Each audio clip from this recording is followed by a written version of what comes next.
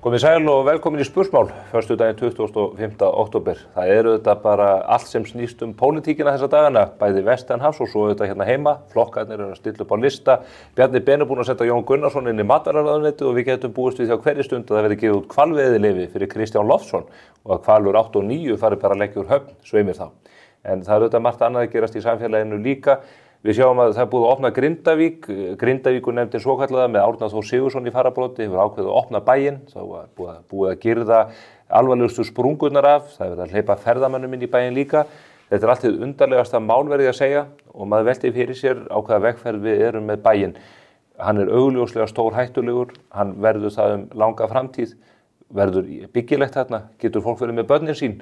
Og ef fólk getur ekki hugsað sig að vera með börnin sín þarna, verður ekki húsnæðisverðið lágt, búið ekki til fátækragildru í þessum bæ. Mér finnst mörgum spurningum þetta ósvarað og við þurfum að taka þetta fyrir hér á vettvangi Spursmála innan tíðar, en því miður gefst ekki tækifæri til þess akkurat núna því að pólitíkin er við suðupunkt. Og þess vegna hef ég fengið Andrés Magnússon kollega minn hingað, hann er með glóðvolgar tölur, ekki bara úr Reykjavíkurkjördæmunum, heldur landið allt frá prósenti. Velkomin. Heil og sæl. Loksins kosningar. Loksins kosningar, já, þetta eru bara, það eru unaðslegar vikur framöndan. Endalausar tölur já. Þú komin með könnun sem var tekin síðustu daga. Já, þetta könnun sem var gerð dagana 18. til 24. október og það eins og við manni mælt að það eru ýmis tíðindi í henni, en svo líka ýmislegt sem býsna tíðindalaust. En það eru tíðindi því líka. Okay. Vegna þess að þegar við horfum á þær prósentölur sem að birtast okkur hér fylgi í flokkana, þá hreyfingin almennt ekki mikil frá síðustu könnun, jafnvel sáralítil. Það eru þó þau tíðindi helst að hér í síðustu viku að þá sáum við þess merki að Sjálfstæðisflokkurinn væri í nokkurri sókn. Já. Að eftir stjórnarslitin, þar sem að Bjarni Benediktsson tók svolítið svona dagskrárvaldið til sín, að þá væri fólk að flykkjast að flokknum í meiri mæli eftir að hann hafi verið með mjög slaka mælingar vikurnar á undan. Þá náði flokkurinn aftur öðru sæti og eftir Samfylkingunni? Já, en það eins og eitthvað hefur gerst. Þannig að þetta momentum sem að Sjálfstæðisflokkurinn virtist hafa, að honum varði ekki kápan úr því klæðinu. Og þá hlýtur maður náttúrulega að horfa til liðinar helgar þar sem að var verið að stilla upp á listum. Og það var auðvitað mikið verið að setja inn sömu þingmenn og hafa verið og þetta.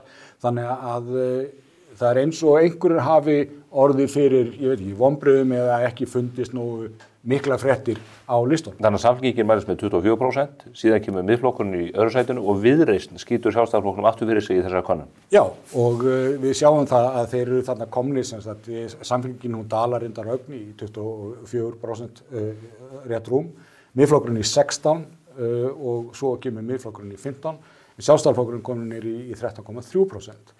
Þetta reyndar ákaflega svipaðar prósentölur og við sáum hjá þessum flokkum í síðustu könnun, en röðin á þeim hefur breyst. Er þetta út af brotthvarfi Sigríðar Andersen yfir til Miðflokksins?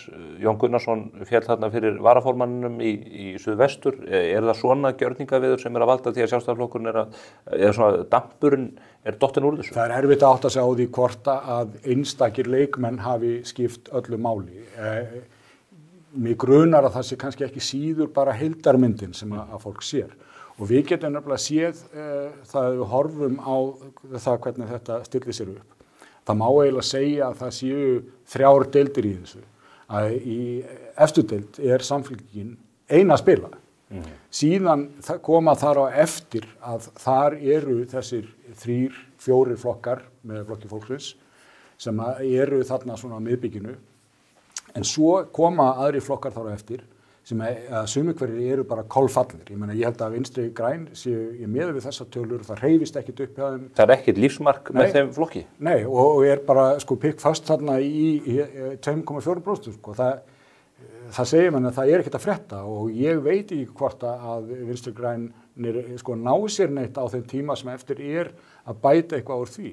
En við getum líka hort til hluta eins og það að Píratar sem ekki beinlínis í fallbaráttunni ennþá, En þá að hafa í huga að Píratar hafa oft mælst ágætlega í könnunum en þeir hafa fengið minna upp úr kössunum. Það hefur grínast með að Píratarnir þeir bara vakni of seint til að fara út að kjósa. Það er opið til 10 kvöldið á kjörstöð. Já, eins og ég segi, það er grínast með það. En þeir hafa samt sem áður alltaf verið að fá minna upp úr kössunum heldur en efnistöðaukningi til.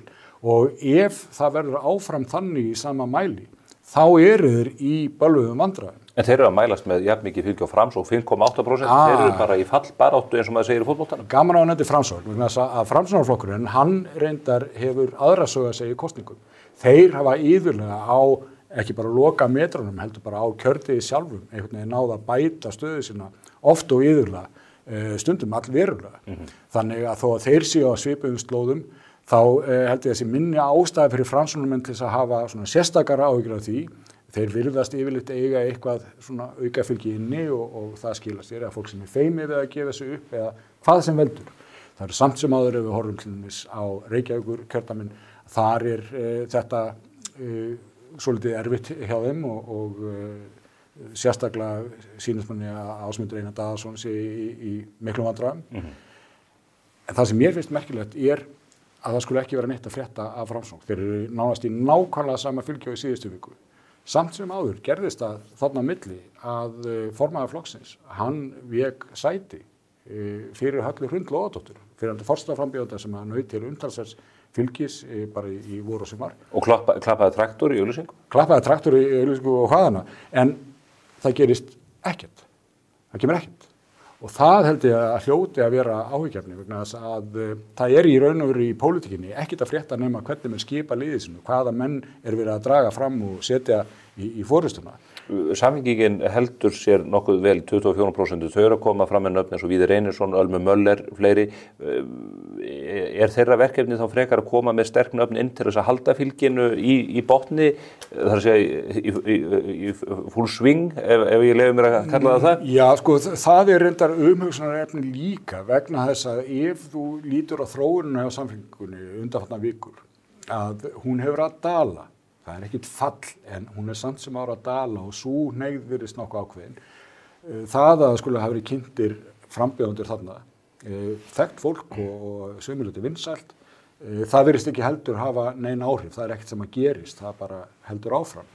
Og við náttúrulega erum ekki vöndi að sjá Ölmu eða Víði í pólitísku hlutverki og kannski kjóstur sé bara bíða til að fá að sjá þau í þættum eins og þessum til þess að sjá hvað það fram að færa í pólitík og þá kemur það í ljós.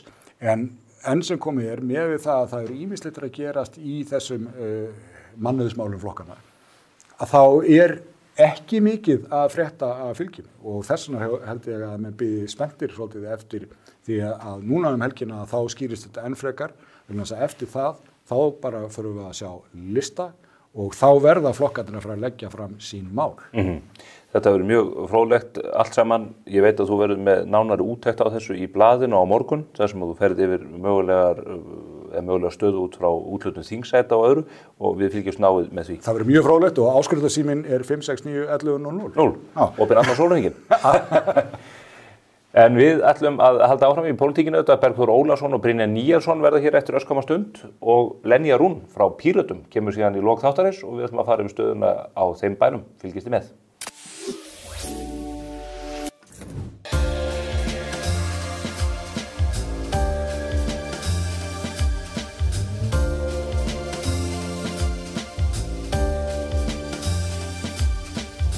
Herragarðurinn klæðir þig vel.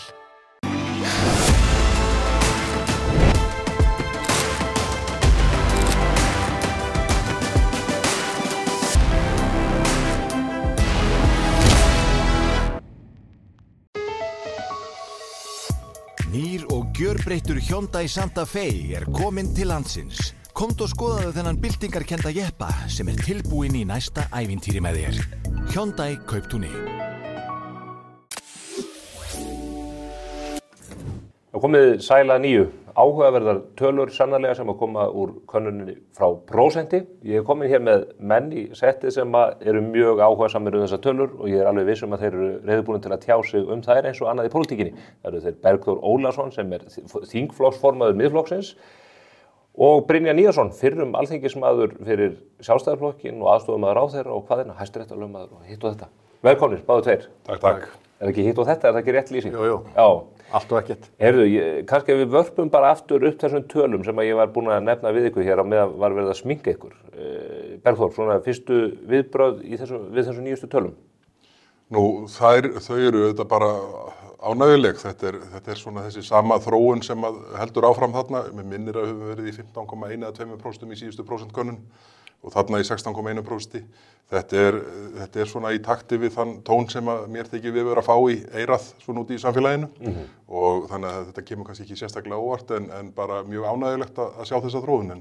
Skal tekið fram að þetta er innan vikmarka og það er mikil vikmörk í könnunum en þetta kannski gefur til kynna svona einhverja hreyfingu í ákveðnar áttir. Já, það er nú kannski aðalega það sem að maður er að leita eftir þegar maður skoðar þessa kannanir, í hvað átt trendið eins og það er kallað liggur. Og þetta auðvitað bara mjög jákvæðar fréttir fyrir okkur á þessum tímapunkti. Þið ætlaði ekki að hætta í 16%, hvert ætlaði að sækja meira fylgi? Já, það er auðvitað þannig að við bara höldum áfram að eins og einhver orðið að segja dálítið meira af því sama því að það eru auðvitað þau orð sem eru kannski mest í deglunni núna eru þau mál segi ég sem eru mest í deglunni núna eru þau mál sem að við höfum verið að leggja áherslu á alveg síðan á síðasta kjörtímabili. Ríkisfjármálin, orkumálin, útlendingamálin.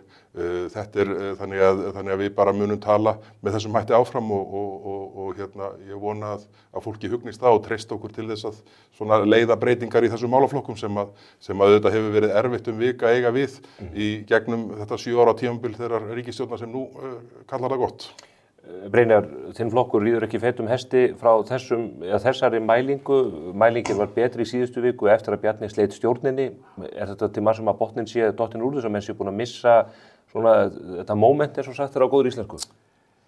Nei, ég veit það ekki, þetta er nú eins og segir, það eru einhver vikmörk í þessu, þetta er ekki mikil breyting en það er sama, þetta er auðvitað mikil vonbrigði, það verður bara að segja þetta svo er. Og ég get auðvitað ekki túlkað þetta öðru sem það að menn eru enn reiðir okkur, sjálfstæðismenn eru enn reiðir okkur fyrir að hafa verið svona lengi í þessu samstarfi og fundist einhvern veginn við ekki vera leiðandi. Er það megin ástæðan fyrir því að fylgið hefur hríslast af flokknum? Ég kann enga betri skýringu og svo allt í finna menn einhvern veginn, ég meina, Miðflokkurinn tala fyrir ákveðnum svona hægri, ekki sé endla hægri en svona einhver svona skynsemi og menn svona, ok, ég get fundið mér einhver plattform þar, hugsanlega. Mér finnst það líklega skýring, sko, en þetta segir menni bara það að Sjálfstæðisflokkurinn þarf aldrei þess að bretta upp ermarnar. Liðna helgi steig Sigríður Andersen fram, færði sig yfir í Miðflokkinn, mjög áberandi þingmaður Sjálfstæðisflokksins á sínum tíma og dómsmálaráðherra. Jón Gunnarsson fellur í prófkjör eða í kosningu inn á kjördæmisþingi. Ásmundi Friðriksson er líka hafnað. Þetta eru svona kannski fólki sem hefur verið lengra til hægri, íhaldsöflin, talað skýrar í útlendingamálum heldur en aðrir.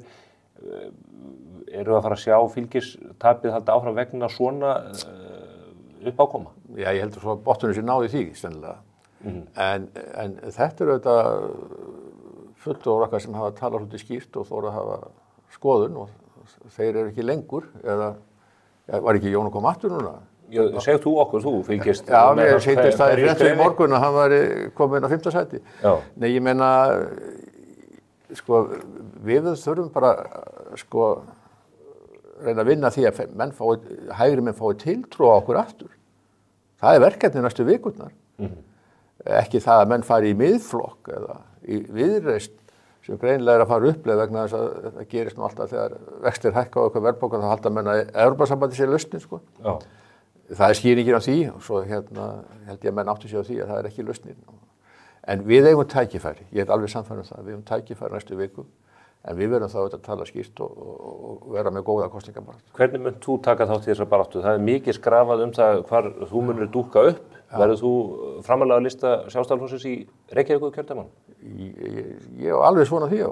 3. sæti í öðru hvoru þeirra? Já, geti alveg orðið það. Ef uppstillingarnefndin hefur einhvern áhuga á því, sko. En hún ræður þessu, sko. Þetta er uppstillingarnefnd, þetta er ekki kosið í kjördæminu. Og þú ert hrifinn af þeirri hugmynd? Já, ég hef sagt það að ég væri tilbúin að taka þátt ef menn teldu gagna því. Ég bara ég lít bara eiginlega á þessi skyldu mína úr því sem komið er, sko. Hvenær liggur þetta fyrir? Er það á morgun? Sennilega á morgun, held ég. Já, það veit ég þetta ekki. Erum við þá að missa þau úr hlutverki stjórnarformanns Mannréttindastofnunarinnar? Ef ég kemst að þing, já, já. Það eru mikil vonbrigði fyrir þig. Mikil vonbrigði fyrir mig. Þetta gæti orðið til þess að vinstrimennirnir hreinlega kjósa þig, Brynjar. Ekki vilja að fá þig inn í mæðistofnun. Ég er alltaf að reyna að hjálpa. Já, ég meina, ég bara finnst að sjálfstæðismenn verða að taka höndum saman og reyna að gera vel úr þessu. Þetta nú flaggskipið í hægri stefnu landsins og eini flokkurinn með þessa stefnu sem hendar mér og hendar mörgum hægrimönnum. Við erum í einhver svona refsingarfasa, það refs okkur fyrir þetta einhvern veginn. Ég var að vona það bara við séum búin að afplána það refsingu núna. Tekst að snúa því við fyrir kosningar, getur ekki verið að refsingin sé bara 16, 15? Hún gæti alveg verið það, en ég hef þetta séð miklu verið breytingar en þetta, sko. Ég sá með þessar tölur nálægt þessu einhvers staðar í 17-18% bara held ég viku eða 10 dögum fyrir kosningar 2016 og við endum í 29,1%, sko. Menn er alveg búin að gleyma því, sko. Ef að Sjálfstæðisflokkurinn fær 16-17%, verður Bjarni Benediktsson ekki að segja af sig bara á kosninganótt? Er það þá ekki búið spil? Já, ég held að það sé þá full reynt væntanlega. Ef ég var í hans sporum og næði ekki nema 16-17% í kosningum, þá myndi ég hætta. Hver er varnar? Mér þetta er þess að mjög vont að missa hann að mann, hann er svo öflugur, sko. Hvað væri varnarsigur? Svona 22-24%. Mikil er trú þín? Já, ég hef bara heilmikla trú á þessu, vegna þess að ég held að hægrimenn á endanum átti sig á því hvar þetta liggur, hvar stefnan liggur, hvar eru öflugt fólk til þess að framkvæma þetta, sko. En það var mjög erfitt í þessu samstæði sem við vorum í, því miður. Og við vorum mjög lengi að koma okkur undir því. Það eru fleiri flokkar að stilla upp. Þú leiðir vænti í flokkin í Norðvestur? Já, það getur nú verið svona fréttir af því sem koma kannski bara núna. Ég hef ákveðið að svona gefa kost á mér hvað það varðar að leiða miðflokkin í Suðvesturkjördæmi, Kraganum. Þetta er nú búið að vera svona kannski í umræðu í dálítinn tíma en ákvörðunin nýtilkomin, en ég er auðvitað búin að vera búsettur í kjördæminu frá því á þessu kjördæmibili miðju sem nú er að klárast og það er mikið af öflugu fólki sem er að koma fram með okkur núna og það mér sýnist að ég skilji kjördæmið eftir í höndum mjög öflugs oddvita framheldur sem horfir, þó að ég geti nú ekki tilkynnt hér hver sá einstaklingur er. Svona kondum með þetta. Villi Birgis er búinn að gefa þetta frá sér, hann var í einhverju viðræðu við ykkur. Ég bara man það ekki, en hann er búinn að gefa þetta frá sér. Nei, en svona grínlaust, bara Vilhjálmur Birgisson er þannig establishment einn og sér að Villi gerir þetta bara það sem honum hugnast og hann er ómetanlegur fyrir sína umbjóðendur og Akranes í þeim verkefnum sem hann er í.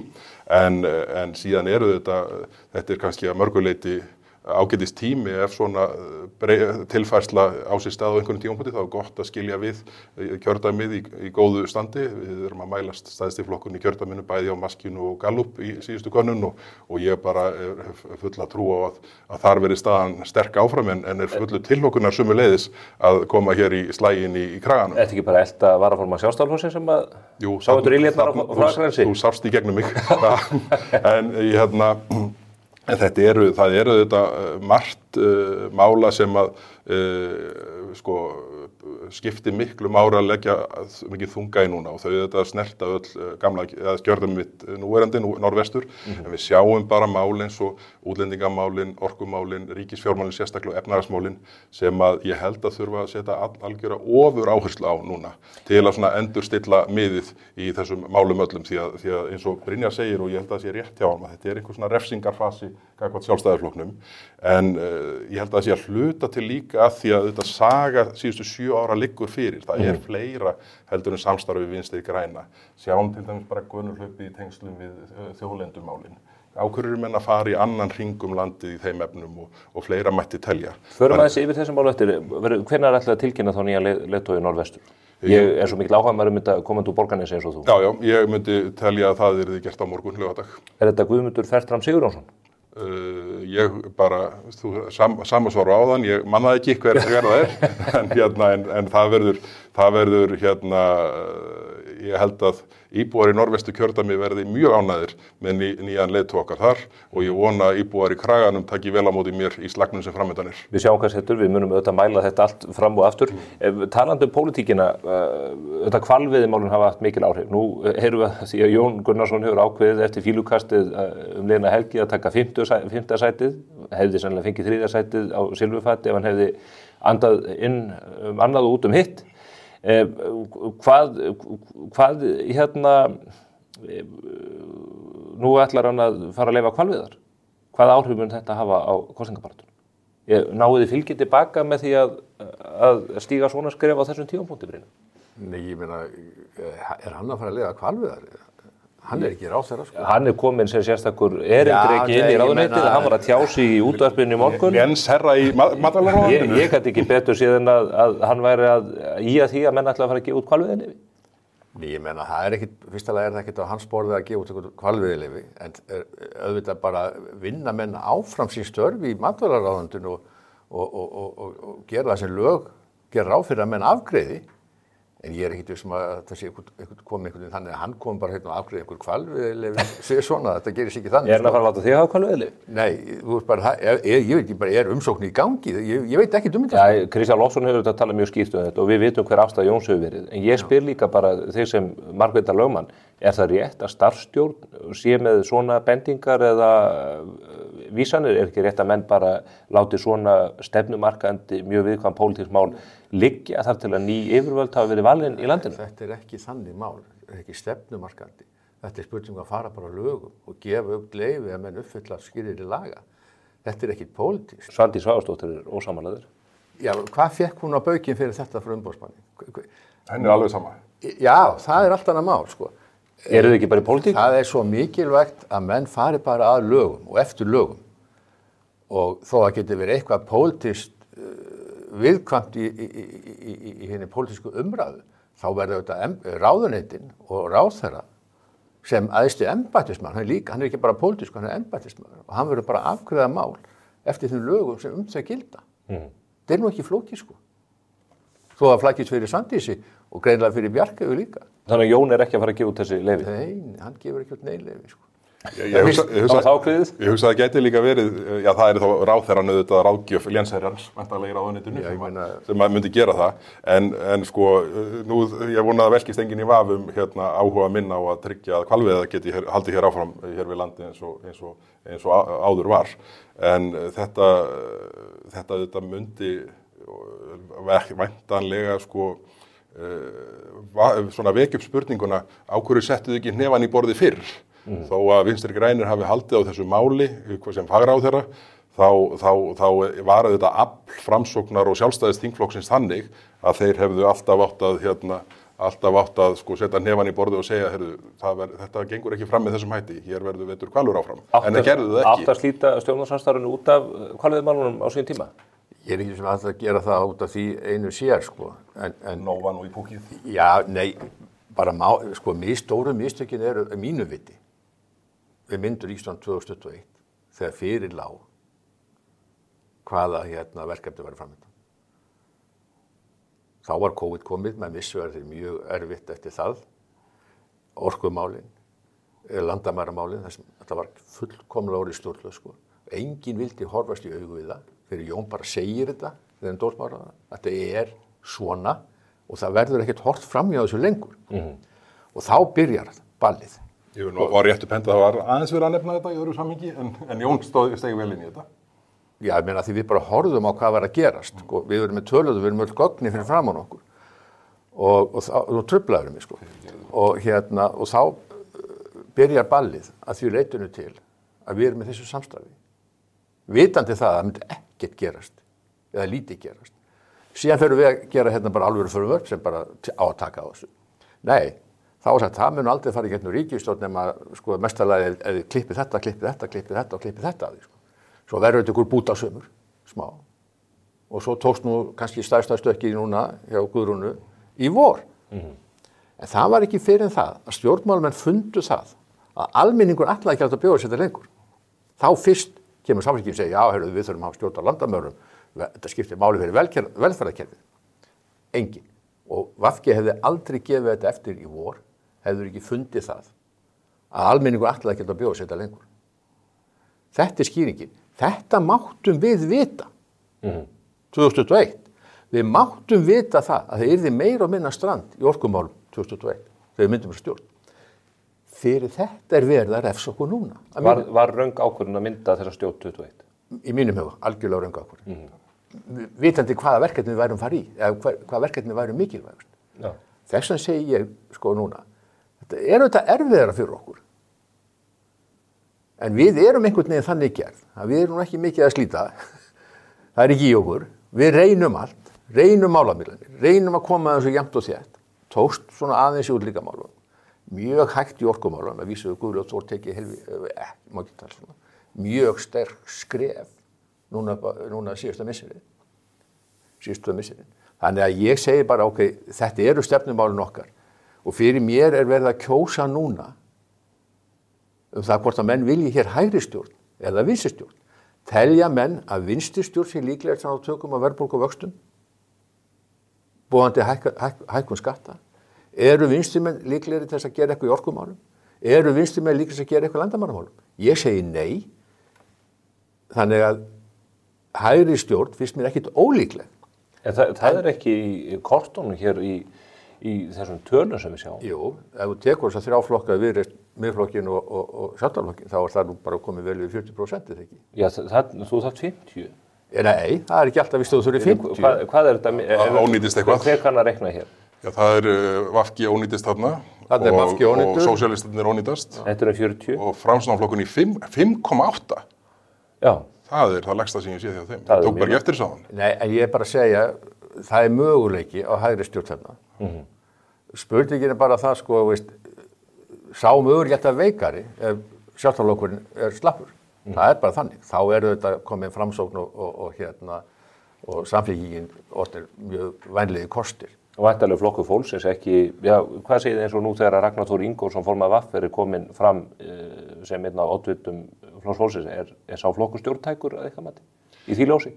Ég svo sem átta mikið á því, hef ekki svona fylgst þannig með svona málflutningi Ragnars í þessu pólitíska samhengi. Þú fylgist með öllu sem gerist í opinberri umræðu hér. En ég held að sko það greinilega svona hriktir dálítið í innan Flokks fólksins. Það vakti athygli að Inga afsetti 2 öfluga þingmenn þarna að því virðist án þess að það hefði neitt sérstakann aðdraganda og þannig að maður áttar sig ekki á hvaða Flokkur fólksins kemur upp úr kjörkassunum, svo má segja. En ég held að sko bara að því Brynjar nú glöggur maður og ég held að þessi greiningans hafi í öllum meginatriðum verið rétt og til að hrósa Brynjari þá á hann einhverja bestu atkvæðaskýringu sem ég man eftir þegar var verið lokaafgreiðsla útlendingalagana í júní 2016. Það sem Brynjari teiknaði upp allt það sem hefur gerst síðan. Þannig að það hefur verið að segja núna, sko, þetta hefur bara breyst svo mikið umhverfið. Þetta lá allt fyrir. Brynjar sá þetta. Þið með laus sæti í Miðflokknum fyrir mig? Ég kom inn á hreyfingu, þannig að við þurfum að setja samruna tilkynningu til Kauphallarinnar. Og samkeppniseftirlitsins, Brynjar, með Flokk fólksins, ég spyr aftur, út af þessum breytingum sem við sjáum, meðal annars þess að Ragnar Þór komin þarna inn í oddvitasætið, Flokkur fólksins stjórntækur að þínu mati í því ljósi? Nei, sko, þetta hvorki flokkur og hvað þá Flokkur fólksins, sko. Þetta bara einkafirma. EHF? Já, þetta bara einkafirma og menn hljóta að sjá það, svo bara, veist, svo það nú ekki vanlegri en það, þeir taka þarna góða miðaldra og rúmlega það, kallmenn og henda þeim út. Þú þarf nú ekki að taka þetta persónulega. En ég segi, þetta bara eitthvað svona, veist, fólk hlýtur að sjá í gegnum þetta á endan. Og öll þessi pólitík, það hefur gott að geta bara öskrað og grenja sitt og hvað það að gamla fólki hafi ekki gott og svo framvegis. En öll tillaga þessa flokks og allt sem þau lagt til mun aldrei bæta stöðu gamla fólks eða nokkurs mann, sko. Þetta langt svar við spurningunum það hvort hann sé stjórntækur? Já. Hann ekki stjórntækur í mínum huga. En Bergþór ekki viss? Nei, hann bara framsóknarmaður að verða. Þess vegna hann aldrei viss. Ég bara svo kurteis, sko. Brynjar búin að vera að kalla mig framsóknarmann árum saman. Minnst að fara þig vel. En það sem þróunin sem að verða hjá okkur í Miðflokknum að þetta að verða meiri breiðfylking heldur en var. Við sjáum þetta bara með innkomu Sigríðar Andersen til dæmis. Snorri Másson, fleiri. Þetta mjög mikið öflugu fólki. Þú voru með hjartað. Já, ég biðst afsökunar á þessu. Þetta bara ekki hægt. Ég mun ekki gera akkurat þetta aftur.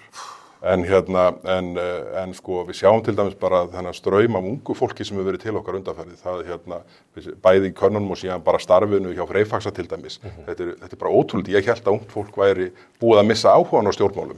En nú virðist það sko loftslagsmál og vókmálin öll sko virðast einhvern veginn vera hrunin á áhyggjulastanum.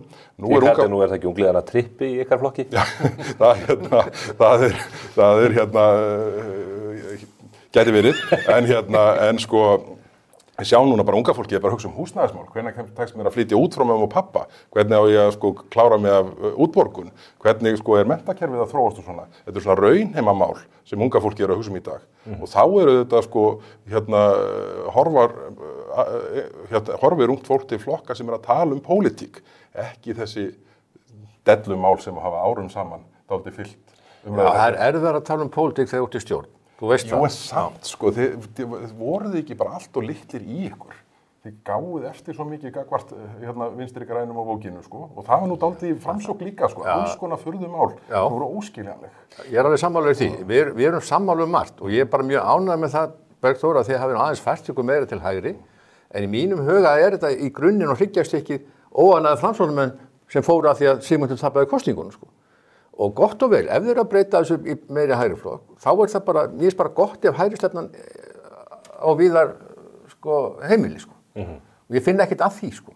Og ég held að sko, það hefur nú verið sagt oft gegnum þetta kjörtímabil að það sé nú kannski sko frekar passað upp á gömlu góðu grunnstefnu Sjálfstæðisflokksins inn í þingflokki Miðflokksins heldur en þingflokki Sjálfstæðisflokksins. Sömuleyti. Að sömuleyti. En ég er bara samt einhvern veginn, sko, ég auðvitað var á þinginu þegar ríkisstjórn Sigmundar Davíðs var, sko, og hann var forsætisráðherra og ég upplifi hann aldrei koma að okkur frá hægri, ekki þá. Kannski gerir hann það núna, ég veit það ekki. En er það ekki einmitt það sem hefur breyst? Og það er held ég eitt af svona alvarlegu vandamálum Sjálfstæðisflokksins og ég seti nú með hatt hlutlausa pólitíska greinandans. Já, eins og við báðum búin að gera. Já, að sko Bjarni Benedikt, hann einmitt sagði þetta í ræðu á flokksárfundinum ykkar í Marri, að Sigmundur hefði aldrei komið að sér frá hægri þegar þeir voru saman í ríkisstjórn. En núna gerist það í hverju málinu á fætur öðru. Og er það ekki að því Sjálfstæðisflokkurinn hefur látið draga sig á flot í allri þessar óreiðu? Ég held að það sé miklu meira skýringin. Ég hef ekki orðið var við það að Sigmundur sé mjög vaklandi í afstöðu sinni til mála. Nei, en hann tala mikið skynsemishyggju og ég bara ger enga. Við erum ekki á móti því. Nú verður þið bráðan kallar öfgaskynsemis. Talandi hugsjónir og stjórnmálabaráttuna og stjórnmálastarfi, við erum að sjá fleiri og fleiri svona frægunöfn. Menn hafa haft stórur það að það kunni að vera óheppilegt að menn sé að draga mikið af frægunöfnum að því virðist til þess að fiska fylgi. Við erum með frambjóðendur sem stíga fram og segja að það höfðu bara nánast allir flokkarnir samband við mig og þá spyrir maður sig. Það er mögulega skrýtnasta komment sem ég heyrt í þessum aðdraganda þessara uppfyllingar. Hvað er fólk að gera þarna? Hvað er í gangi? Mun þetta fólk fiska? Ég nefni eins og Víðir Einarsson sem er auðvitað þjóðþekktur maður, hefur staðið í stafni í gríðarlega erfiðum stórum málum sem hafa komið við kvikunni í þjóðinni. Mun ekki flokkarnir sem að tefla svona fólki fram sópa sér fylgi? Nei, ég er ekki viss um það. Ég er bara alls ekki viss um það. Þú vonar að þið gerir það ekki en... Nei, ég er bara hugsa tilfinningu sem fæ fyrir fólki sem að tala við. Ég veit alveg hvað ég vonar, sko. En sko, mín tilfinningu er svo að mönnum finnst þetta hálfhallærislegt. Að flokkarnir, kannski margir flokkar, 2 eða 3 flokkar, eru að tala við eitthvað svona fólk sem er þekkt andlit, ekki haft afskipti af stjórnmálum, ekki skrifað um það, ekki mikið þjóðfélagsmál heldur, en er áberandi og þekkt. Þetta segir mér hvað íslensk stjórnmál og flokkakerfi er veikt. Það er eina sem þetta segir mér. Það vantar grassrót, það er ekkert alvöru pólitískt líf í þessum flokkum. Þetta er bara eitthvað svona hipp sem haps. Þetta er ekki góð þróun, að mínu viti.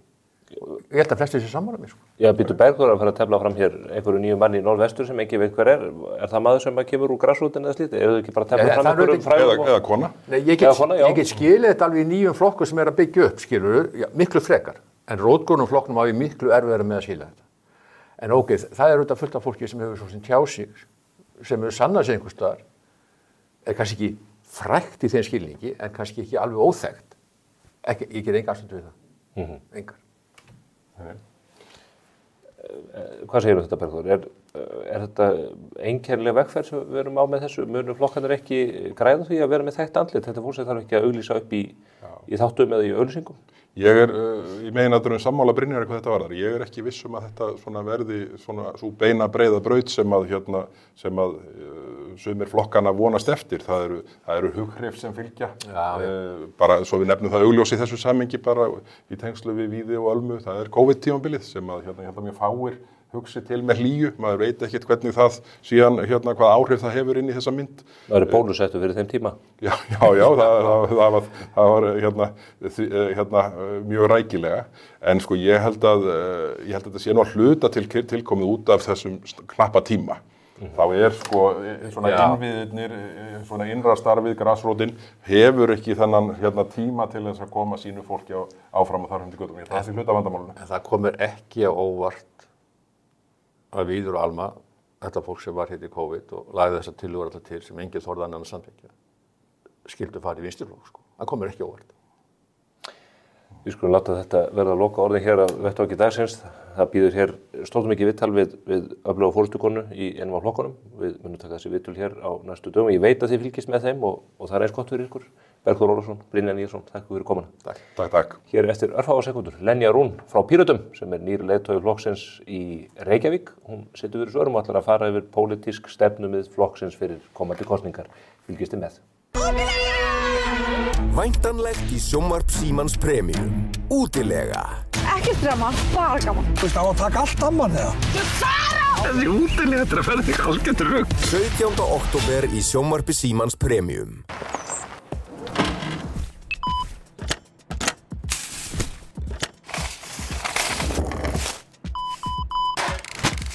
Þú þarft ekki að flýta þér, en þú getur það. Gripið og greitt í Bónus. Við höfum sofið vel í 30 ár og erum því ávallt vel vakandi. Nú bjóðum við 20-30% afslátt á afmælisdögum Betra Bags. Betra Bag í 30 ár. Lexus RX.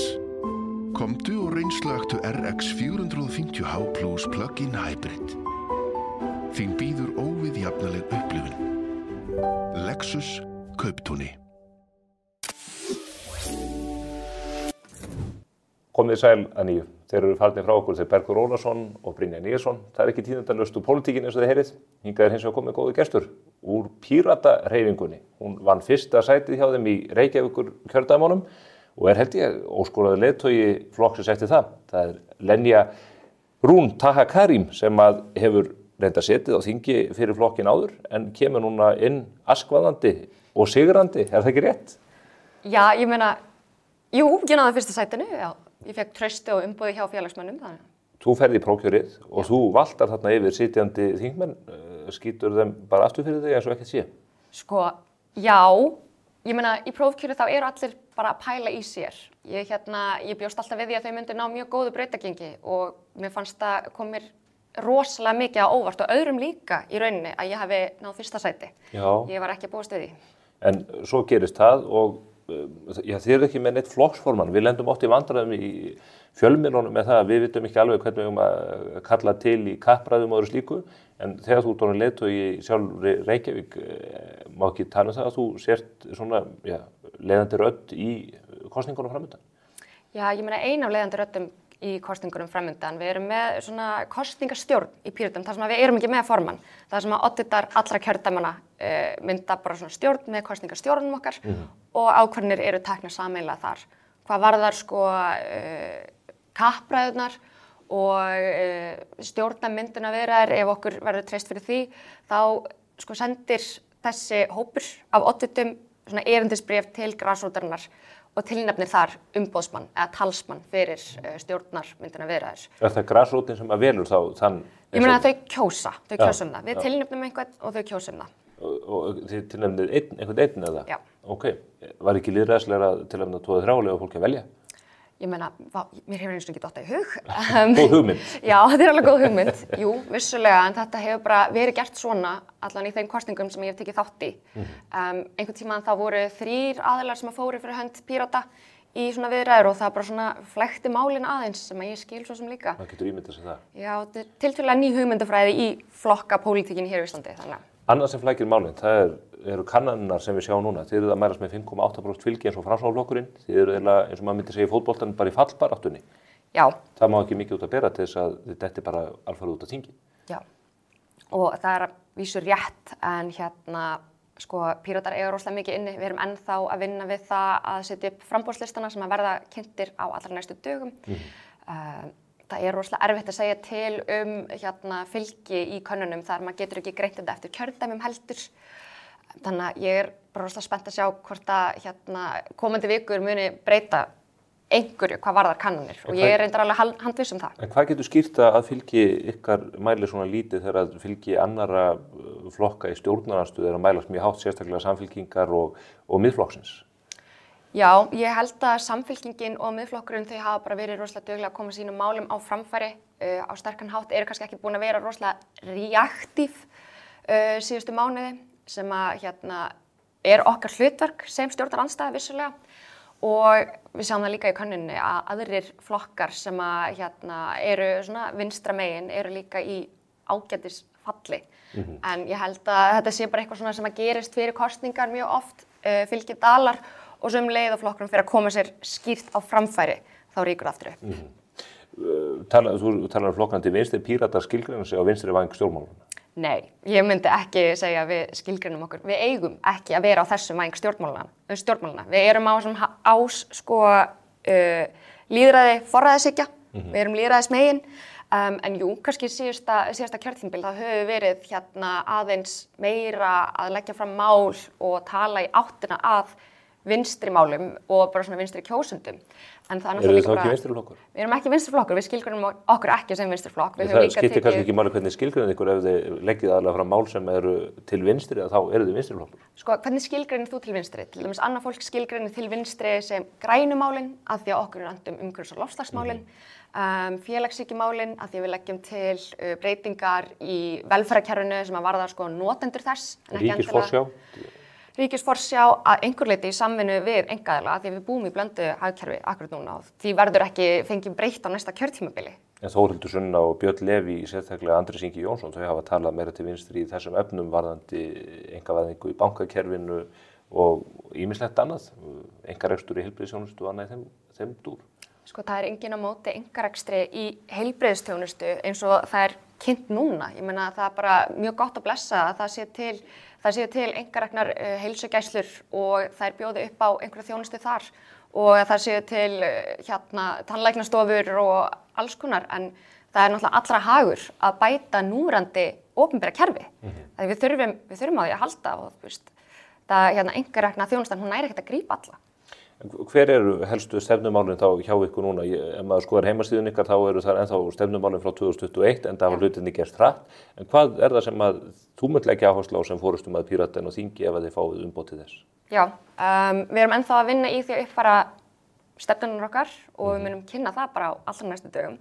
En sko málin sem að verða í brennidepli hjá Píratum eru þetta bara málin sem að verða almenning og við sjáum það er bara ákall eftir betrumbótum í húsnæðismálum, í heilbrigðiskerfinu, í umhverfis- og loftslagsmálum, það vantar flokk sem tekur umhverfis- og loftslagsmálin alvarlega, geðheilbrigðismálin auðvitað líka, það við sjáum alveg í samfélaginu, það er aukin vanlíðan hjá fólki í íslensku samfélagi og sérstaklega hjá börnunum okkar og í stað þess að vera einhvern veginn að reyna að byggja ofan á eitthvað sem er brotið þá væri best að fara bara í rót vandans.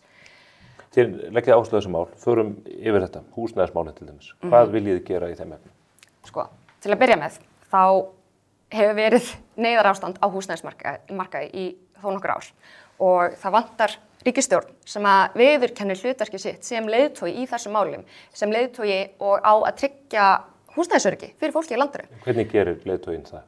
Þegar það er komið, þá fer hið opinbera í sterka áætlanagerð með aðilum, til dæmis einkaaðilum sem að gætu komið að uppbyggingu fleira húsnæðis og það væri til dæmis með því að hafa sambandi lífeyrissjóðanna, verkalýðsfélögin, fara í framboðsaukandi aðgerðir, til dæmis eins og að bæta rekstrarumhverfi verktaka, vera taka á þessum skammtíma leigu þjónustum eins og til dæmis Airbnb og minnka hvatan í kringum það, af því að við sjáum alveg að þetta er óregluvætt umhverfi og upphaflega hugmyndin var bara ótrúlega góð en eins og staðan núna, þetta er að bitna á fólki sem að vill annarkvæmt komast inn á húsnæðismarkaðinn en er ekki að komast inn á húsnæðismarkaðinn og vill fara að leigja Hvað ætlar að gera við, þú nefnir lífeyrissjóðun og verkalýðsfélögin. Verkalýðsfélögin hafa verið að byggja að miklu móð félagslegt húsnæði sem niðurgreitt leiguhúsnæði fyrir fólk sem ekki á kost á að fara út á húsnæðismarkaðinn öðru leyti. Hvað vilt að þessir aðilar gera eins og lífeyrissjóðir og verkalýðsfélög? Þú nefnir þau sérstaklega. Já, verkalýðsfélögin ég væri til að þau myndi efla samvinnu sína við ríkið, fara í meiri uppbyggingu á félagslegu húsnæði út af því að það sýnir sig alveg sjálft að það vöntun á því. Hvað var að lífeyrissjóðuna, þá myndi ég segja að það væri líka undir ríkinu komið að búa til einhverjar hvata. Þannig að þau myndu koma inn í þessa vinnu, í þessa uppbyggingu, fjárfesta í húsnæðinu og uppbyggingu þess og svo, ég veit það ekki, setja einhvers konar mörk. Þannig að það verði ekki til einhvers konar hvati fyrir lífeyrissjóðuna til þess að halda þessum íbúðum, að halda í sínar eignir og selja það síðan á hærra verði. Viltu að lífeyrissjóðirnir fara að byggja íbúðarhúsnæði? Fjárfesti í íbúðarhúsnæði, já. Og til þess að leigja það þá áfram til almennings? Nei, til þess að selja almenningi. Eða hvort að það sé til þess að leigja áfram til almennings, eða selja til óhagnaðardrifna leigufélaga. Ef lífeyrissjóðir eiga fjárfesta í húsnæði sem þeir eiga síðan að selja almenningi, þá eru þeir verktakar, ekki rétt. Eða annars ertu bara búið til millilið. Á hverju ætti að gera þetta svona? Ég meina, akkurat núna þá ríki rosalega mikilli innviðaskuld og þjónustuskuld. Það vantar einhvern utanaðkomandi aðila sem til í að hjálpa að fjárfesta í þessari uppbyggingu sem þarf að eiga sér stað. Við erum að tala húsnæðismarkaðinn, ekki innviðina. Húsnæði samt einhvers konar innviðir og þetta bara mjög góð fjárfesting fyrir ríkið. Vil það ríkið fjárfesti í húsnæði? Ríkið í samvinnu við einkaaðila. Og kaupið reisi húsnæði og leigið áfram eða reisið það og seljið það? Reisa og selja það. En af hverju eiga byggingarverktakar ekki bara að gera það? Af hverju þarf lífeyrissjóðir sem milliliðið því?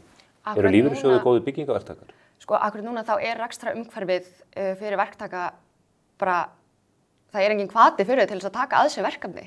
Það ennþá verðbólga í samfélaginu, bara á Íslandi og hún vissulega á niðurleið en ég sé ekki hvernig það hægt að fá svona mörg verktaka fyrirtæki til þess að taka að sér þessi verkefni þegar hvatinn svona ótrúlega lítill og þegar það þarf að byggja svona ótrúlega mikið. Já, hvatinn nú vantarlega til staðar en verðbólgan sannarlega gerir okkur skráheifu og hái vextir. Hvað viljið þið að stjórnvöld geri til þess að draga úr þeim vanda svo við reykjum umræðun áfram í þá? Já, sko út frá mínu sjónarhorni og út frá svona sjónarhorni unga fólksins þá rosalega mikil vöntun á húsnæði og til lengri tíma litið þá húsnæðisskorturinn á húsnæðismarkaðnum, það ýtir undir verðbólguna. Hvað varðar sko gjaldeyrismálin, það þarf líka að huga að gjaldeyrismálinum og minnka úr til dæmis innflutningi á kolefnis, eldsneyti, passa að við séum ekki að fara yfirum hvað varðar í fjárfestingu á erlendum fyrirtækjum eða bara erlendis yfir höfuð. Vera með svona sjálfbærri ferðamannastefnu sem betri fyrir þá ferðamenn sem að koma hingað, svona vandaði ferðamenn heldur en massatúrisma sem hefur skapast hér. Er þetta aðgerðið til þess að draga verðbólgu? Já, ég myndi segja að allt þetta hafi áhrif á verðbólgu. Það náttúrulega, að draga úr verðbólgu ekki bara ein aðgerð. Þetta samansafn og samspil margra mismunandi aðgerða og nú ég bara að tala hvað hið opinbera getur gert, hvað ríkið getur gert, ríkisstjórnin. Hvað getur ríkisstjórnin gert til þess að breyta samsetningu ferðamanna? Já, ég meina það náttúrulega líka bara með því að auka hvata til þess að draga úr þessum massatúrisma sem hefur skapast akkurat núna. Hvaða hvatar eru það? Ég held að byggja upp baðlón sé ekki lausnin. Akkurat núna. Ég held að lausnin sé til dæmis að auka framboð á þessu á húsnæðunum sem að við erum nú þegar að leigja út til ferðamanna í Airbnb. Þau geta alveg farið á hótel og bara, haft þessi skammtíma húsnæði sem notuð í skammtíma leigu fyrir ferðamenn. Þú ert að tala hvatana, viltu þá stjórnvöld banni einkaaðilum að reisa baðlón? Nei, guð, ég vil ekki banna neitt. Píratar tala ekki fyrir baðlónum. Ég held að við tala ekki fyrir bönnum, afsakið. Ég held að bara það sem að við höfum verið að leggja púðrið okkar í sé ekki nákvæmlega sem að skipti máli akkurat núna. við þurfum að vanda til verka þegar kemur að því að taka á móti ferðamönnum. Þú segir að stjórnvöld eigi að beita sér með þessum hætti. Nú hefur þú setið á þingi, þú ferð inn á þing eftir þessar kosningar, vænti ég. Hvað telur þú að stjórnvöld geti gert til þess að hafa áhrif á þetta? Þú segir stjórnvöld eigi að hafa áhrif á það að breyta samsetningu ferðamanna. Hvernig það gert? Er það gert með því að banna baðlón? Hvernig það gert? Það sko, fyrsta aðgerðin væri að minnka framboði á Airbnb húsnæði sem eru hérna á markaði akkurat núna, bara með því að minnka hvata fyrir það að kaupa húsnæði á húsnæðismarkaði og leigja það út í skammtíma. Hvað eru þetta margar eignir sem eru í skammtímalegu í gegnum Airbnb? Ég er bara ekki með tölun á því. Ertu þú að vissum að það sé vandamál? Já. Þetta hefur alveg verið í umræðinu mjög lengi. Það er sýnt í könnunum, það hefur komið út í skýrslum. Ég er samt ekki með blaðsíðuna né heitið á skýrslu, þetta er bara að vita í samfélaginu. Ok, þú vilt þá fækka Airbnb íbúðum til þess að breyta samsetningu túristana. Ég veit reyndar ekki hvort að það séu bara svona budget túristar sem að fara í íbúðurnar, það kann að vera. Hvaða fleiri aðgerðir sjáu þið fyrir ykkur þessum efnum? Til þess að draga úr komu af þessum massatúrisma til landsins. Ég meina það er hægt að grípa til margra mismunandi litla aðgerða frekar heldur en að banna einhverjum að koma eða eitthvað svoleiðis. Getur þú nefnt einhver dæmi þessar litla aðgerðir sem þú vilt, að þú segir að stjórnvöld eigi að gera þetta? Ég er bara áhuga á að kjósendur viti hvað þið myndu gera til þess að reyna að breyta þessu? Já, sko það er náttúrulega líka bara með þessi túristafyrirtæki sem að koma hingað til Íslands. Þetta eru sko annað erlent fólk sem er að leiða þetta fyrirtæki, annað erlent vinnuafl sem er að koma hingað og er að taka fólk í túr Ísland og hvetja fólk til þess að koma. Það væri meðal annars líka hægt að bara ráða það fólk í það starf eða hvetja það fólk sem er nú þegar hér á Íslandi til þess að taka þetta að sér. Þá eru þið kannski svona vandaðir túrar. Það yrði þá kannski aðeins svona fækkun á þessum massatúrisma, en það er ekki það mikið framboð af svona túristafyrirtækjum sem að taka fólki í alls konar ferðir. Vilt þú hækka virðisaukaskattinn á ferðaþjónustuna? Veistu, ég hef bara ekki mynda með skoðun á því. Ég held bara að vera hreinskilin með það. Eitt varðandi húsnæðismarkaðinn og verðbólguna, viðurkennið það að lóðaskortur í Reykjavík sé hluti af vandanum varðandi framboð á íbúðarhúsnæði? Já, sjálfsögðu er það hluti af vandanum, en sko raunin er samt líka sú að Reykjavík er búið að byggja upp mest af húsnæði, af öllum sveitafélögunum. Þetta er langstærsta sveitafélagið öllum í landinu. Það er vissulega rétt, en bara af öllum sveitafélögunum á höfuðborgarsvæðinu þá hefur það byggt upp langt mest. Jú, þetta má alltaf gera betur. Það er ekki mikið úrval eða framboð af lóðum og menn eru að leggja þetta innviðagjöld og annað sem að líka hækka fasteignaverðið. Þetta er að gerast af ykkar vakt í borginni, þið eruð meira hlutanum þar. Já, ég get ekki svara fyrir borgina. Ég veit samt að okkar fulltrúar í borginni hafa samt verið að standa sér rosalega vel þrátt fyrir það að síðustu ár hafa verið erfið. COVID hefur verið mjög erfið, bæði fyrir Alþingi, ríkisstjórnina og sveitafélögin alls staðar. En já, ég get því miður bara ekki svara fyrir borgina. Ríkissjóður er rekið með 41 milljarðs halla á næsta ári ef að líkum lætur og hann hefur verið rekið með botnlausu tapi síðustu ár. Hafa Píratar einhverja stefnu það hvernig megi stoppa upp í þetta gat í fjárlögunum? Já, sko það eru til nokkrar skammtíma aðgerðir sem eru svona ekki endilega það skammtíma, til dæmis að endurvekja stóreignaskattinn. Við höfum séð að það hefur verið gert áður þegar horfur eru svolítið slæmar í efnahagslífinu hér á Íslandi og það yrði þá bara tímabundið. Það má deila það hvort það sé rétt aðferð eða ekki. Endurskoða veiðigjöldin til dæmis og þetta er ekki bara Píratar sem að tala fyrir endurskoðun veiðigjalda. Tökum þetta til stóreignaskatturinn, hvað viljið þið gera í þeim efnum? Endurvekja bara. Og hvað á hann að vera hár og á hvaða eignir? Við erum ekki búin að útfæra þetta að því leyti. Þið viljið komast hérna á Alþingi í 4 ár. Kjósendur eru að kjósa ykkur og þið segir við ætlum að hækka hérna skatta og þið vitið ekki hvernig þið ætlum að hækka. Við erum ekki að hækka skatta. Þetta var bara hugmynd sem var kastað út í kosmosið í stefnuvinnunni sem er að fara fram akkurat núna, bara endurvekja stóreignaskatt, já eða nei. Þú veist hvað gerðist í Noregi þegar stóreignaskatturinn var endurvækinn þar?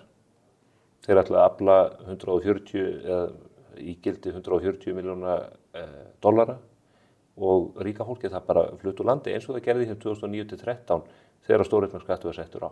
Ég veit alveg sko söguna á bakvið stóreignaskattin og þú veist, það bara... Finnst þér það góð hugmynd? Þegar að þetta raunin í Noregi og reynslan hér frá 2009 og 2013? Þetta skilaði samt einhvern tekjum í ríkissjóð. Er það gáðalegt að hvetja fólk til þess að fara úr landi með peningana sinna? Alls ekki, en ég held að mun ekki leiða endilega til þess. Það gerist í Noregi og það gerist hér. Hann þyrfti alltaf að vera hóflegur, sko. Ég er ekki að segja að það sé sko komið og samþykkt í stefnunum okkar. Þetta var einu hugmyndunum sem að var lagt til. Hækkun veiðigjaldana? Ég er á því að það ætti að hækka veiðigjaldin. Hvað eru þau há núna? Guð. Ég er bara ekki viss. Veist þú hvað eru há? Já, ég veit nákvæmlega hvað eru há. Já. Þau eru 33% að reiknuðum hagnaði í fiskveiðunum. Getið þið lagt fram, ég er bara að velta fyrir mér, eiga kjósendur ekki betra skilið heldur en það að menn segi þá að hækka skatt og menn viti ekki hversu háran er. Er það boðlegt? Stefán Einar, þetta er allt í stefnuvinni sem er að fara fram akkurat núna. Við erum ekki bara að fara að leggja fram einhverja kosningastefnu sem að segir við ætlum að lækka skatt punktur. Það verða alltaf skilyrði fyrir hækkun skatta ef við förum þangað sem að við erum ekki búin að ákveða. Grasrótin þyrfti alltaf að fá kjósum þessa stefnuskrá. Eru fleiri skattar sem þið sjáu fyrir ykkur að hækka? Tekjuskattur og einstaklinga? Nei. Ætlaðu ekki að gera það? Sko við tölum fyrir sanngjörnu þrepaskiptu kerfi. Það er ennþá verið að útfæra það. Er það sanngjarnt í dag?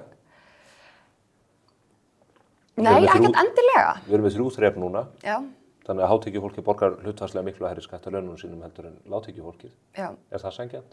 Ekkert endilega, sko, það væri kannski hægt að bæta við einhverjum svona millitripum þar inn. Svo ætla ég líka bara að vera hreinskilin. Ég fékk fyrsta sætið fyrir 3 dögum. Ég er núna að koma inn í 8. hlutverkið bara mjög ný í þetta. Þú er búin að vera varaþingmaður, þú ert hámenntaður lögfræðingur. Maður hefði haldið að fólk sem að gefa sér pólitík væri með þessa hluti bara á hreinu. Sko, ég held að það sé ekki hægt að gefa sér að einn pólitíkus viti allt. Ég er sérhæfð í evrópskri orkulögfræði og ég er bara góð í því og öðrum málum, efnahagsmálum, þau hafa alltaf bara verið sko hjá fólkinu sem er í fjárlaganefnd og ég get bara ekki svara fyrir þetta akkurat núna út af því að stefnan og stefnuvinnan er enn í gangi. Við erum að endurskoða efnahagsstefnuna okkar. Hvað vil ég gera í orkumálum? Það er eitt mjög stórt mál. Menn segja að hér vanti orku, orkuverð fer hækkandi. Lónin standa illa í Landsvirkjun. Hvað vilja Pírati gera í þeim efnum? Sko, Er þið fylgjandi því að við virkjum til dæmis þá kosti sem að núna eru í nýtingaflokki rammaáætlunar sem að fara inn í gegnum þingið? Já, ég meina það er ekki hægt að draga það tilbaka. Hins vegar þá viljum við setja fyrirvara við það að vera að lofa orkunni frá þessum kostum sem hafa þegar verið settir í nýtingaflokk. Lofinni til stóriðjunar eins og við höfum séð kannski gerast í Ölfus til dæmis þegar við erum að tala raforkuskort. Svo þarf líka að gera greinamun á sko raforkuskorti. Stórið, það tala þá landeldið í Ölfus eða hvað? Já, landeldið, líka bara önnur stóriði eins og data centers, gagnaverin. Já. Þannig að það er bara svona að setja aðeins fyrirvara á það, setja pása á það að lofa einhverja orku sem hefur eins og ekki verið sko framleidd. Og svo þurfum við líka að passa okkur á orðalaginu, sko raforkuskortur er eitt og framboðsskortur á raforku er annað. Út af því að mjög stór hluti af okkar raforku sem við erum nú þegar að framleiða er bundið í langtíma samningum. Það er verið að tala um það að sko þetta muni bitna á almenningi. Þá held ég að bara það væri upplægt að vera ekkert að lofa þessari orku sem að verður framleidd á næstu árum. Til stóriðjunar líka. En það er ekki að selja þessu orku? Jú, það er ekki búið til verðmæti úr henni ef að verður að framleiða hana? Jú, ég bara, af hverju getur svo samninga geta ekki bara farið fram eftir að það er búið að reisa virkjunina? Yfirleitt er nú fjármögnun á slíkum risaframkvæmdum bundin við það að það séu kaupendur að vörunni? Það verða alltaf, sko, og þetta hefur nú náttúrulega bara komið fram hjá öllum orkufyrirtækjum, það verða alltaf einhverju aðili sem vilja að kaupa orkuna. Það verður alltaf eftirspurn og síðustu árum þá hefur verið umfram eftirspurn. Síðustu árum, en það hefur reyndar ekki alltaf verið þannig. Nei, það er vissulega rétt. Eitt annað varðandi efnahagsmálin. Þið hafið lagt mikla áherslu á, ég hef rætt hér við Halldóru Mogensen og fleiri kollegaðina borgarlaun. Já. Þið viljið að allir í samfélaginu fái grunnlaun frá ríkinu. Það er í stefnu Pírata, já. En ég sé ekki fyrir mér að þetta verði að veruleika á þessu kjörtímabili. Eins og eiginlega það er að segja það og ég held að áherslan núna ætti að vera á sko aðgerðum sem að geta átt sér stað. Heldur að lífið yrði betra á Íslandi ef allir væru á launaskrá frá ríkinu? Ekkert endilega, nei. En ég held að borgarlaun sko með tilkomi gervigreindar og bara fjórðu eða tæknibyltingarinnar sem að eiga sér stað akkurat núna, þá kannski þarf að útfæra einhvers konar þannig kerfi. En eins og staðan núna, þá held ég að það sé bara ekki tímabært að vera að setja það sko sem eitthvað aðal áherslumál í þessum kosningum. Annars hefur lagt mikla áherslu á, það ný stjórnarskrá. Frá sem að hugmynd sem að spratt upp eftir hrunið. Ert þú þeirri skoðun að við þurfum nýja stjórnarskrá? Já, við þurfum stjórnarskrá breytingar en ég vil fyrst og fremst að þjóðin fái að ráða það. Það munur á stjórnarskrá breytingum, við hefum gert ýmsar stjórnarskrá breytingar, stóra breytingar 1995 og í gegnum tíðina viljum við nýja stjórnarskrá eins og menn hafa verið að tala þar sem að öll ákvæðin eru hugsuð upp á nýtt og allskeis ákvæði þar inni sem að ekki hafa verið í hinni gömlu. Hvort ertu fylgjandi því eða að við betrum bætum eldri stjórnarskrá, lýðveldi stjórnarskrána frá 1944? Já, sko, nú þarf ég að tala fyrir stefnu Pírata. Stefna Pírata svo að við leggjum tillögur stjórnlagaráðs til grundvallar sem drauga nýrri stjórnarskrá, svo þetta bara hægt að gera breytingar á því. Og mér finnst það í sjálfu sér bara ekki slæm hugmynd. Mér finnst það góð hugmynd. Þú ert lögfræðingur. Hvað áhrif myndi það hafa bara á réttaröryggi í landinu ef að við erum komin ný ákvæði sem að dómstólar hafa ekki mótað dómaframkvæmd í kringum? Er það ekki dálítið mikil áhætta fyrir stjórnarskrá sem að, allavega ég held að hafi virkað ágætlega hingað til? Já, þetta rosalega góð spurning. Sko, ég var líka alltaf að pæla í þessu en dómafordæmin alltaf til. Þau mun alltaf vera til að því að þessi stóru ákvæði sem að dómafordæmin hafa verið mynduð gagnvart eins og til dæmis öll ákvæðin í mannréttindakaflanum á stjórnarskráni. Þau verða lögfest með tillögum stjórnlagaráðs ef að það yrði raunin. Það eru mörg önnur ákvæði sem er verið að breyta í grundvallaratriðum orðalaginu og eins og þú þekkir lögfræði þá getur komusetning og setningaskipan haft áhrif á það hvernig menn túlka ákvæði þessu tagi. Já, vissulega, þá yrði þá bara sett nýtt dómafordæmi eða heimfært eitthvað annað dómafordæmi úr almennum lögum sem að kveður á samskonar réttindi og það gerir þessu stjórnarskrá ákvæði. En sko það þarf ekki að leggja alla tillöguna til grundvallar. Það fullt af ákvæðum í þessum tillögum stjórnlagaráðs sem mætti alveg fara í almenn lög. Þannig að ég held að þetta sé bara eitthvað sem að þjóðin þarf að fá að kjósa. Já, þú nefndi líka heilbrigðismálin sem auðvitað mjög stór þáttur í hinum opinberu umsvifum. Hvað það sem að þið viljið gera öðruvísi í heilbrigðisþjónustunni heldur en gert í dag? Já, ég meina, það náttúrulega bara að bæta þjónustuna og... Það vilja allir bæta þjónustuna? Það vilja allir bæta þjónustuna, það rétt. Þannig að þetta þýðir ekki neitt? Nei, það þýðir ekki neitt. Sko, tökum bara nýja Landspítalann sem dæmi. Bara, þetta rosalega flott, en það strax komin þörf á nýju umfangi. Það var ekki gert ráð fyrir geðdeild á nýja Landspítalanum. Staðan akkurat núna á Landspítalanum og bara geðdeildinni þar að það verið að loka ýmsum deildum á Kleppi, geðdeildum þar og verið að sameina það við aðrar geðdeildir á Hringbraut og það hvorki gott fyrir notendur þessa kerfis, það ekki gott fyrir bara batan sem þau eiga að ná í þessari meðferð sem þau fá, það heldur ekki gott fyrir starfsfólkið. Hvað ætlaði að gera? Viljið ætlaði að reisa nýtt geðsjúkrahús? Nei, bara kannski skoða aðeins plönin, athuga hvort það sé hægt að bæta þá aðstöðu sem nú þegar athuga hvort það sé hægt að tileinka einhverju svæði í nýja Landspítalanum fyrir annarkvort einhvern væng af geðdeildinni eða bara heila geðdeild þar. Þetta alls konar svona útfærsluatriði sem þyrfti þá bara vera gert í samráði við starfsmenn Landspítalans og æðstu stjórn Landspítalans. Er það fleiri atriði í heilbrigðisþjónustunni sem þið viljið leggja áherslu á? Já, það væri alveg mjög fínt að geta fengið tíma hjá heimilislækni án þess að þurfa að bíða eftir því í 4 til 5 mánuði. Og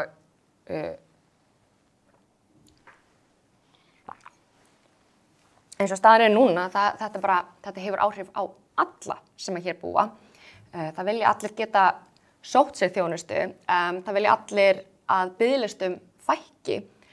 Einkareknu heilbrigðisstöðvarnar, heilsugæslurnar hér á höfuðborgarsvæðinu, þær hafa verið að koma miklu betur út í þjónustukönnunum og ég reyna að það eru betur mannaðar og annað. Ert þú fylgjandi eða Píratar auknum einkarekstri í heilbrigðisþjónustu í þessu ljósi? Nei, ekkert endilega. Af hverju ekki? Út af því... Ef að það kemur betur út heldur en opinberi reksturinn, af hverju ekki fylgjandi einkareksturinn? Af því opinberi reksturinn hefur bara ekki verið rétt fjármagnaður. Þetta bara nákvæmlega eins fjármagnað. Sko. Þetta nákvæmlega eins fjármagnað. En það eru fleiri notendur sem að nota opinbera kerfið. Og þá þarf auðvitað að styrkja það meira. Það er ekki fleiri, þetta eru einhverja stærstu heilsugæslustöðvar landsins, þessar einkareknur hér á höfuðborgarsvæðinu. Já, en þessar stóru aðgerðir til dæmis og það eru engar aðgerðir framkvæmdar á heilsugæslunni. Nei, ég er að tala um stóru aðgerðina, þær eiga sér alltaf stað í almenna kerfinu. Auðvitað þarf að styrkja það. Já, ég er nefnilega heilsugæsla, þú veist að segja að fólk væri ekki að koma stað hjá heimilislækni og þetta býði 4-5 mánuði. Við sjáum að þjónustan er betri hjá einkareknu aðilunum, heldur hjá opinbera kerfinu, samt þetta eins fjármagnað, aðgengið er eins, fólk getur valið sér heilsugæslustöð. Af hverju eru þið ekki fylgjandi þá auknum einkarekstri? Við þurfum sko að hafa í huga að fólk fer til heimilislæknis. Fólk þarf alltaf að byrja hjá heimilislækni til þess að geta farið í einhverja frekari skoðanir. Já. Þannig að sko, jafnvel þó einhver komist að hjá heimilislækni, hjá einkarekinni stöð, þá munu þau alltaf þurfa að sækja sér einhverja þjónustu hjá hinu opinbera kerfi. Já, ég er bara að benda á það að einkarekna kerfið í heilsugæslunni er að koma betur út heldur en opinbera rekna kerfið í heilsugæslunni. Af hverju eru þið þá á móti einkarekstrinum? Ég hef aldrei sagt að við sem móti einkarekstrinum. Ég er að segja að sko áður en að... Nei. Þið svo að þið væruð ekki fylgjandi þessu. Við erum fylgjandi kerfinu eins og það er í núverandi myndu þetta, en ef við eigum að sko forgangsraða hvað við viljum bæta fyrst, þá er þetta almenna kerfið. Af hverju? Út af því að eins og ég sagði, þetta er sko heilsugæslan, einkarekna heilsugæslan, hún getur farið x langt. Hún getur ekki farið með þig alla leið ef að það er eitthvað alvarlegt að. Það myndi alltaf þurfa að enda hjá opinberu þjónustunni. Já, en opinbera heilsugæslan, sem er bara sama þjónusta, hún er ekki eins vel rekin. Það gengur verr að halda henni úti. Af hverju eigum við að halda í það kerfi sem gengur verr heldur en kerfi sem gengur vel? Við viljum ekki loka þessu. Það tekur auðvitað líka bara tíma að byggja upp fleiri einkareknar heilsugæslustöðvar. Og sko kannanir hafa sýnt það. Þannig að þú ert fylgjandi því að það verði opnaðar fleiri einkareknar heilsugæslustöðvar? Ef að þau vilja opna fleiri einkareknar heilsugæsluþjónustur, það er bara að gera það, þá gera eigendur eða stofnendur þess það. En það þýðir ekki að það þurfi að vera forsenda fyrir því að fjármagna ekki opinbera heilbrigðiskerfið. Við erum fylgjandi því að fyrst lögum við opinbera kerfið, bætum það, síðan getur bara einkarekna kerfið óska eftir einhvers konar betrumbótum líka. En er ekki einkareksturinn, og þessi dæmi sem nefna, er það ekki dæmi það að þessi þjónusta öll, hún virkar betur í einkarekstur. Við sjáum líka hjúkrunarheimilin sem er einkarekin.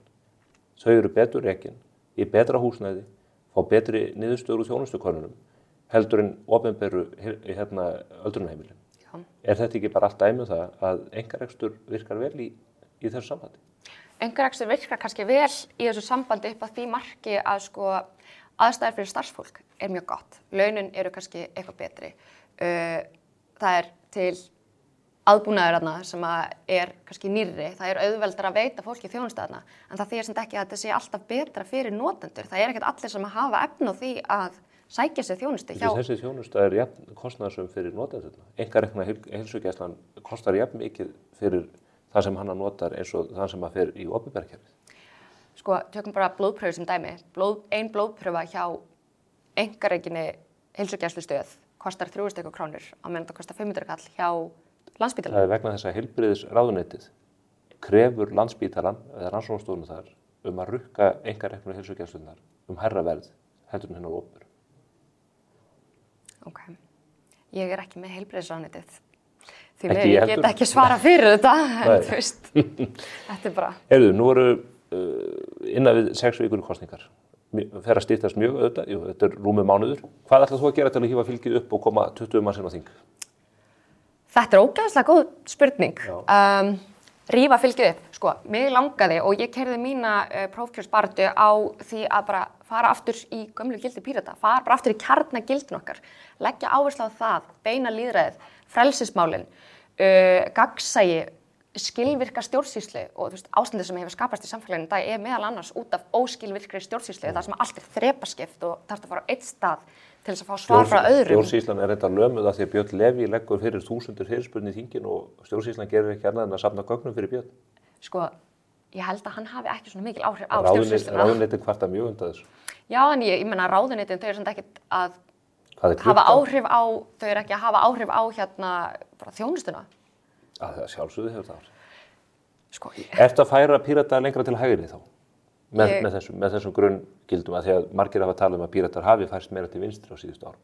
Sko, ég vil bara færa þau aftur á okkar ás í stjórnmálum. Ég vil færa okkur aftur á sko lýðræðis forræðishyggju ásinn. Ég vil standa vörð réttindi borgara. Ég vil auka gagnsæi og skilvirka stjórnsýslu. Ég vil tala sko beint lýðræði. Af því það náttúrulega bara það sem að hugmyndin af Pírötum byggir á. Bara, það sé bara jafnt fyrir alla og bara fólk fái að hafa beina aðkomu að sínum málum eða ákvörðunartöku að málum sem að varða þau.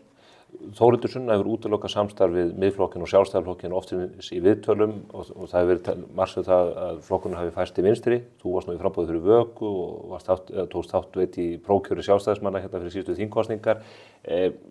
Sveitarstjórnarkosningar. Tekur sömu línu eða væri þú til í að skoða flötu því að mynda meirihluta í þinginu með þessum hægri flokkum? Öfga hægri flokkum sem sumir vilja kalla þá í þessu tali öllu?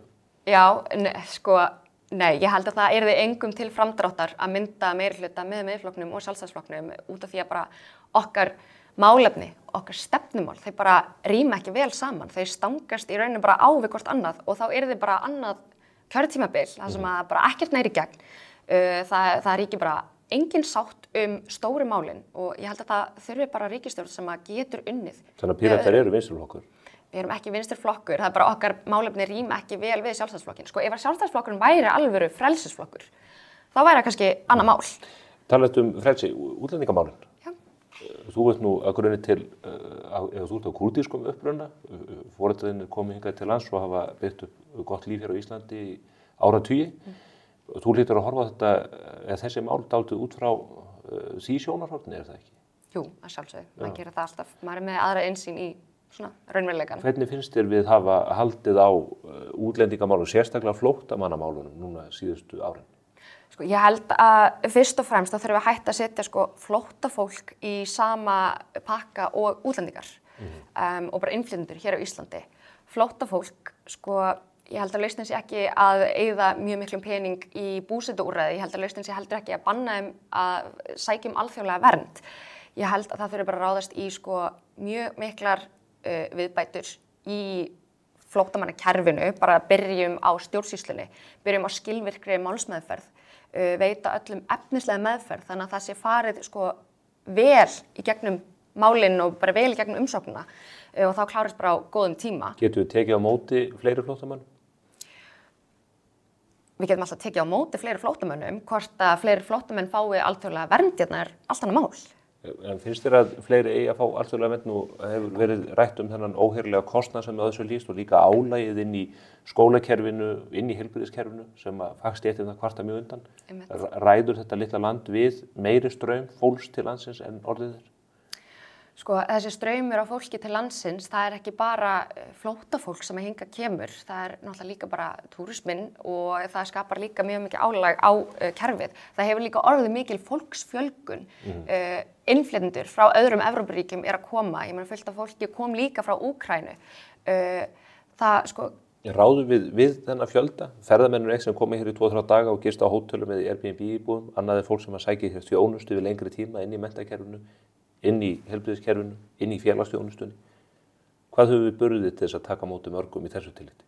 Ég er ekki með tölu á því hvað við getum tekið á móti mörgum og ég held að engin flokkur sé með tölu á því hvað við getum tekið á móti mörgum. Varst þú fylgjað? Ég spurði Sönnu Magdalenu hér fyrir vikunni út í ákvörðunina að skrúa fyrir flæði Venesúelabúa til Íslands sem að voru að sækja hér pólitískt hæli. Varst þú sammála þeirri ákvörðun að skrúa fyrir þennan straum? Nei, ég held að það sé sko svolítið varhugavert að loka af landamærin fyrir einn tiltekinn hóp af fólki. Nei, það var reyndar hópur sem að hafði sko sérstök forréttindi og aðgengi að landinu umfram aðra hópa. Einmitt. Sko, mér finnst samt varhugavert að vera loka bara fyrir einn tiltekinn hóp af fólki, en sko ég er alveg sammála, við höfum ekki staðið vel að málefnum flóttafólks hér á Íslandi. Það hefur ekki verið skilvirk stjórnsýsla í kringum þetta.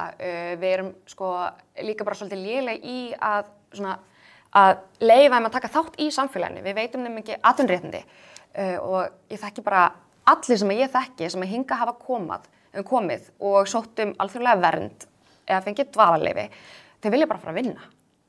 Þau vilja bara fara að vinna, þau vilja bara læra tungumálið, þau vilja aðlagast kerfinu, þau vilja inngilda sig að einhver leyti og ég meina ef við tökum bara foreldrar mína sem dæmi, pabbi minn kom hingað sem flóttamaður og mamma sem innflytjandi og þau byrjuðu bara að læra tungumálið leið og þau fóru út á vinnumarkað.